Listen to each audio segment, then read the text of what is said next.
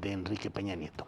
Rubén Martín, periodista y columnista en Sin embargo, nos informa a continuación sobre un tema muy especial, el tren ligero en Guadalajara y las relaciones con el caso Emilio Lozoya. Rubén, buenas tardes. Estimado Julio, muy buenas tardes para ti y para todo el auditorio. Muchas gracias. Gracias, Rubén. Pues he leído con mucho cuidado y con mucha atención el reportaje que han hecho reporteros de los medios de la Universidad de Guadalajara con el diario NTR Guadalajara y en alianza con Conectas.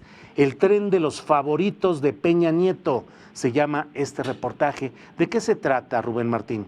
Así es. Ya habías tenido oportunidad de platicar con Cristian Rodríguez cuando publicamos el reportaje sobre este tema, junto con Sonia Serrano Míguez y Omar García y un servidor, un reportaje que preparamos a lo largo de varios meses el año pasado y que publicamos a principios de diciembre. Y brevemente se trata de hacer el recuento de quiénes son las empresas, ponerle rostro a las empresas que están detrás de la línea 3 del tren ligero de Guadalajara, una obra pues en primer lugar evidentemente necesaria porque hay que decir que Guadalajara, a pesar de su tamaño, una ciudad de más de 5 millones de habitantes, apenas tenía 2 líneas de tren ligero y la anterior se inauguró en 1994 y hace 26 años prácticamente. Entonces era una obra necesaria, fue uno de los compromisos de campaña de Enrique Peña Nieto, justo cuando arrancó la campaña aquí en Guadalajara, una de sus promesas de que la construiría. La obra se arrancó en 2014, en agosto de 2014, y se prometió que se iba a terminar pues prácticamente en 3 años, es decir, hacia 2017. No ha ocurrido así y es punto de que no está funcionando la línea 3 del tren ligero, una obra de 18 estaciones y más de 21 kilómetros, Julio, acá en la ciudad de Guadalajara, y que prácticamente cruza de Zapopan hasta Tlaquepaque, pasando por un túnel subterráneo en el centro de Guadalajara. Y aquí se conecta con el caso Emilio Lozoya porque dos de los grandes contratos que se entregaron, hubo decenas de contratos, pero 6 fueron los más grandes, la construcción de los viaductos, la del túnel y la de la compra del material rodante de los trenes y del material eléctrico. Y aquí entra una empresa que se llama Obrascón Huarte y Laín, más conocida como HL, muy conocida aquí en México como HL, porque es una empresa española que llegó a México hacia 2013 y que fue beneficiada por millonarios contratos en los gobiernos de Enrique Peña Nieto, primero en el Estado de México de 2005 a 2011 y luego ya en el gobierno federal. Y aquí aparece Emilio Lozoya. ¿Por qué razón? Porque Emilio Lozoya, quien ahora está detenido en España, fue parte del Consejo de Administración de OHL México entre octubre de 2010 y abril de 2012. Mi punto aquí, Julio, es que a Emilio Lozoya se le conoce bien y se le ha relacionado en presuntos actos de corrupción por la trama de Odebrecht, esta constructora brasileña, y también por Altos Hornos de México y eventualmente por la compra de algunos astilleros allá en España. Pero hay indicios, hay evidencias de que Lozoya pudo haber intervenido para que OHL ganara grandes contratos en el gobierno federal.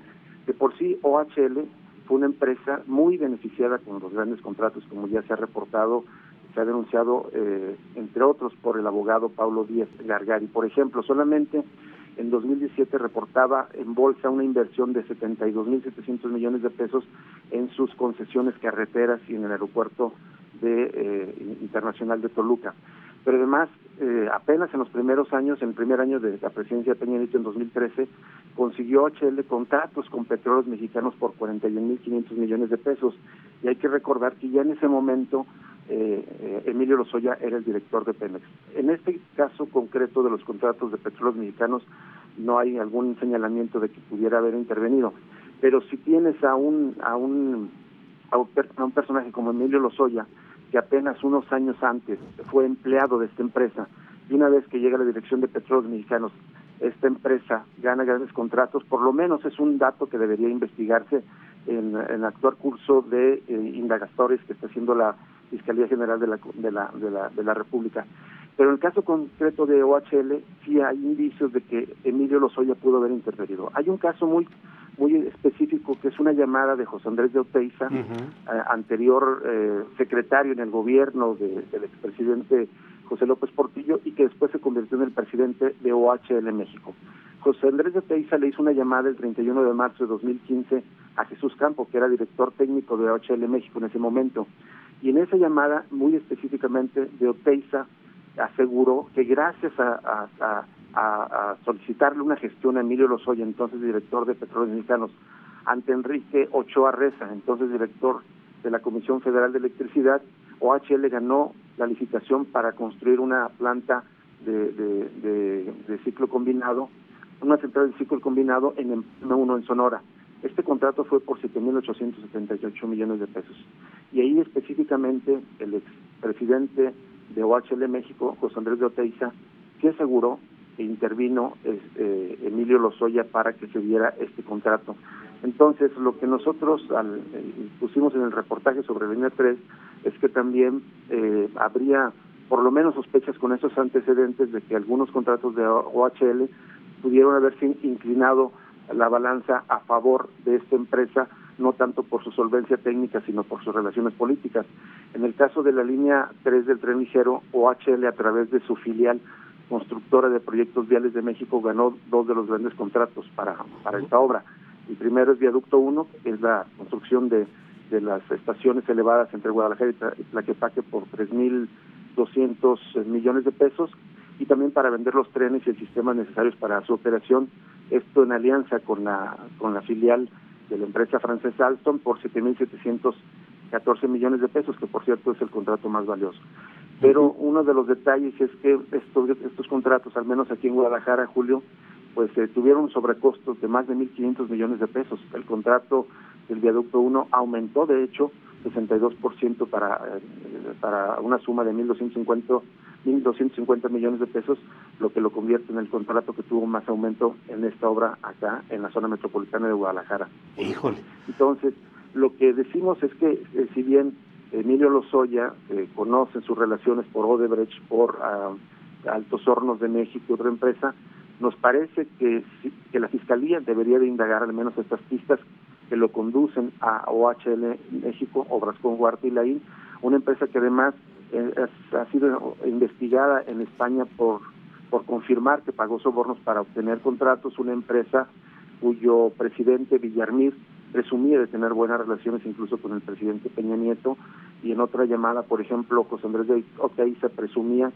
que se dieron dos grandes contratos, una obra carretera en Puebla y la línea 3 del tren ligero en Guadalajara, justamente con Enrique Peña Nieto, de tal manera que por lo menos de las propias, del historial de contratos como se han obtenido, de los propios audios filtrados que se conocieron durante 2015-2016, los mismos directivos de OHL presumían que obtenían estos contratos por las gestiones que tenían con altos funcionarios como el mismo Emilio Lozoya. De tal manera que creo que sería una pista importante que la Fiscalía General de la República no dejara suelta, porque podría conducir a otras sorpresas y posiblemente incluso mayores de los 10 millones de dólares que se identifiquen para el caso Odebrecht, Julio. Claro, claro. Muy interesante, muy importante lo que planteas. Como siempre, te agradecemos la oportunidad de estar en contacto contigo. Rubén Martín, periodista y columnista en Sin Embargo, conductor de Cosa Pública, un noticiero muy escuchado en Guadalajara. Yo lo escucho cada que ando por allá. Escucho a Rubén Martín y a otro compañero periodista en Cosa Pública. Y Rubén, pues ojalá en la Fiscalía General de la República se escuche este trabajo. No es tan difícil para el señor Alejandro Gertz Manero, para su equipo de peritos y de sabuesos informativos, pues leer este reportaje, El tren de los favoritos de Peña Nieto, para ver si también ahí estuvo lo que parece ser pues la mano de Emilio Lozoya y de la corrupción que hoy se está investigando en este caso. Gracias, Rubén Martín, por esta oportunidad de platicar contigo. Al contrario, estimado Julio, te mando un abrazo, muchas gracias por esta oportunidad de contar sobre esta otra posible pista, y ojalá, así como acabas de decir que en la Fiscalía pues no es tan difícil que encontrar estas pistas, leer este reportaje e indagar, profundizar más en esta investigación, porque yo estoy seguro que habrá sin lugar a dudas sorpresas, Julio.